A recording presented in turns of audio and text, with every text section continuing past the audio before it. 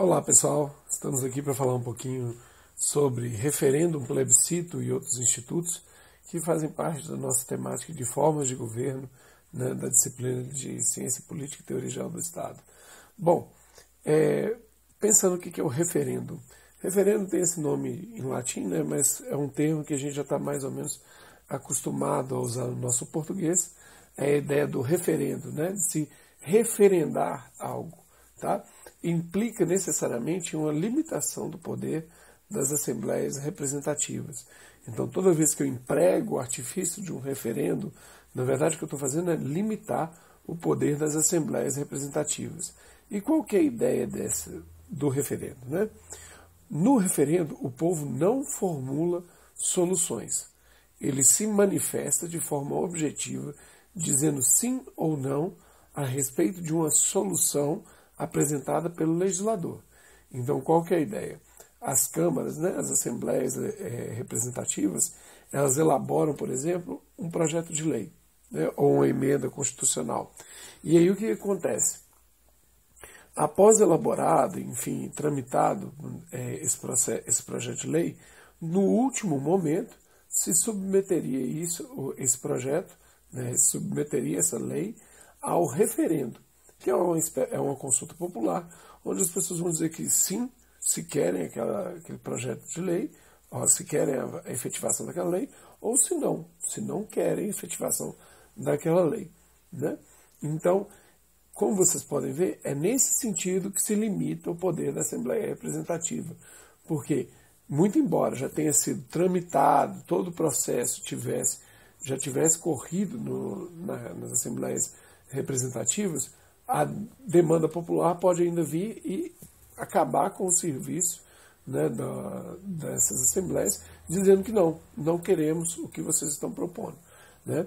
O Maluf está dizendo que é utilizado para a legitimação a posteriori dos atos de força e de prepotência e perde o referendo sua característica essencial de instituto democrático. Ou seja, o que o Maluf está apontando aí é um uso perverso de que muitas vezes a gente percebe para o referendo. Tá?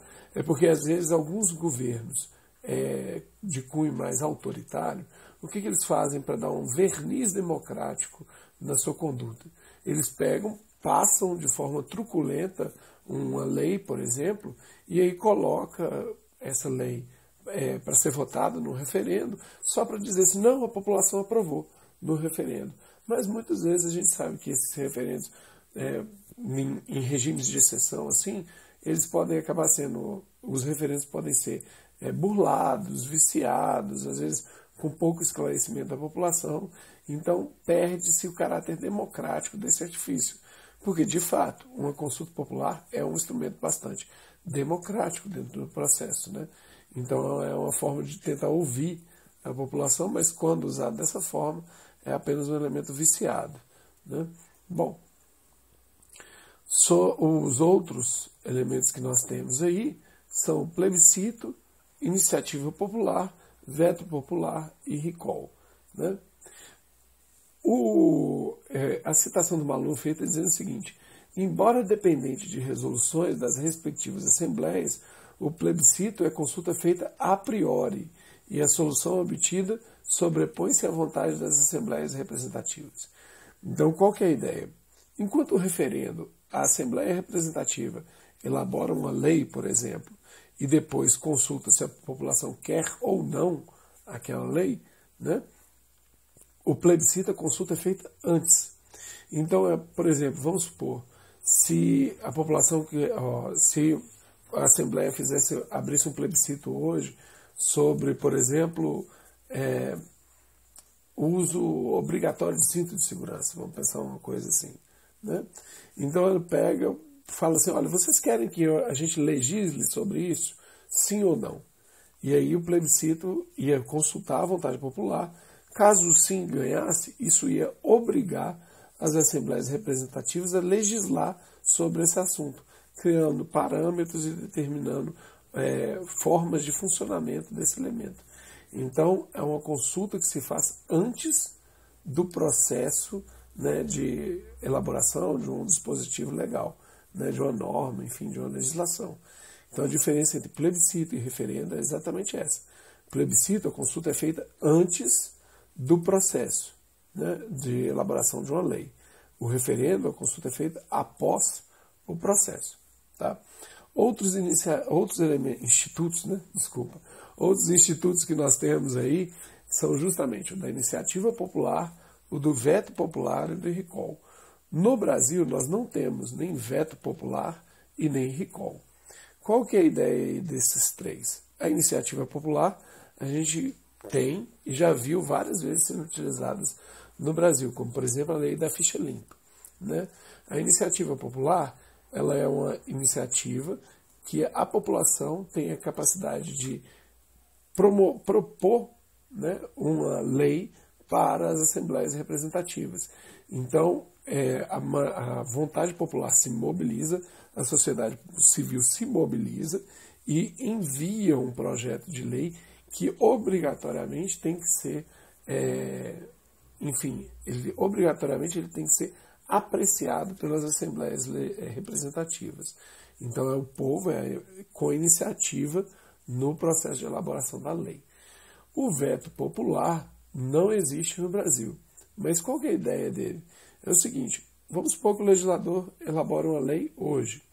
Se a população, se a sociedade civil não concorda com aquela lei, não quer aquela lei, com o Instituto do Veto Popular, ela poderia se mobilizar, mais ou menos nos moldes da iniciativa popular, e vetar a lei. Então, igual para a iniciativa popular, você tem que conseguir um número significativo de assinaturas em todas as unidades da federação e tal, o veto popular seria mais ou menos no mesmo sentido.